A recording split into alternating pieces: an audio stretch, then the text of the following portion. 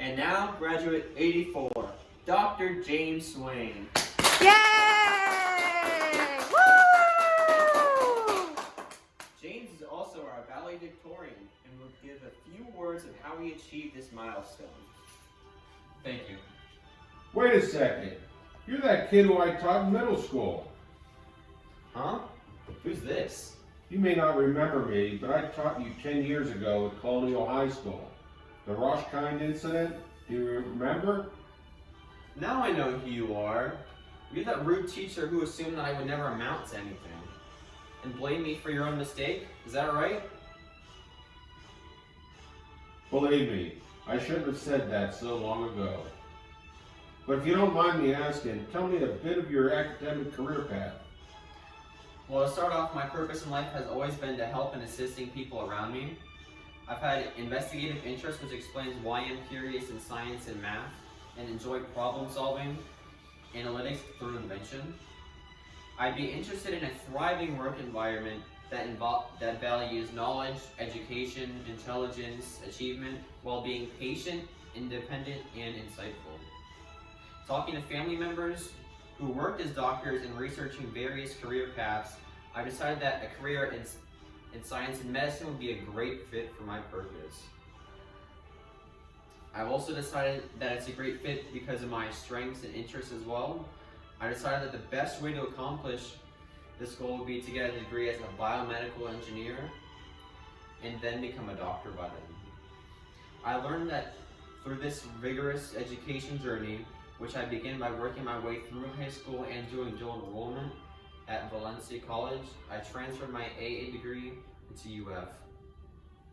I found that the best chance to get into medical school would be at least having 100 hours each of community service projects, medical experience, and research opportunities. Since educational excellence would also be required, I studied my butt off to get a 4.0 while being involved in research programs that align with my medical interests, student government, and volunteering at Advent Health.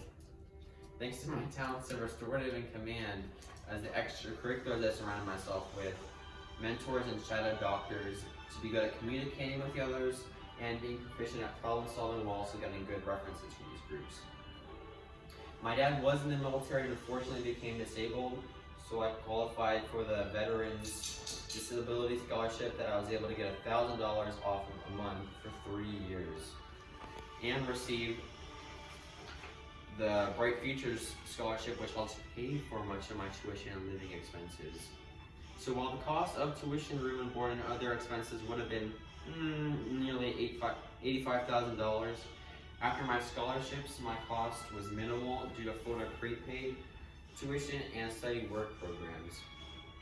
Thanks to determination and my purpose of helping assist people around me, I was able to soar in my degree of becoming a biomedical engineer and volunteering at the local hospital. Eventually, I graduated at UF with a Bachelor's of Biomedical Engineering, which provides enhanced health and medical care by applying engineering expertise to analyze and solve problems in biology and medicine.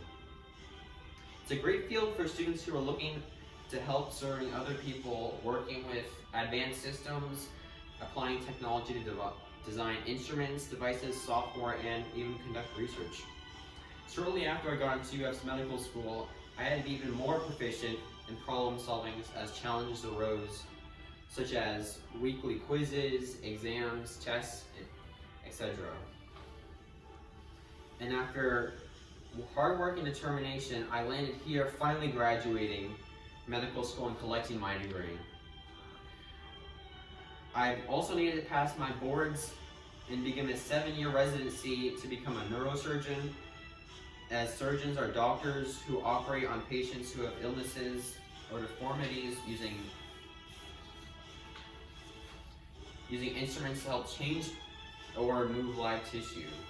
And neurosurgeons also help focus on disorders and diseases of the brain and nervous systems. Wow. Well, let me just apologize and say how far you've gotten since then. Oh no! Oh my gosh! Someone help! think he has a heart Is there attack. a Someone doctor collapsed. around? Calm down. Calm down. Oh no. Alright, looks Oh like my he's having a heart goodness. attack. Oh my. What are we gonna Does anybody do? have a defibrillator? It's No, not enough there's time. nothing around. I don't know. Kid, you'll be needing this. It calls to you. This is what I have to do. Stand still. Now that's a doctor.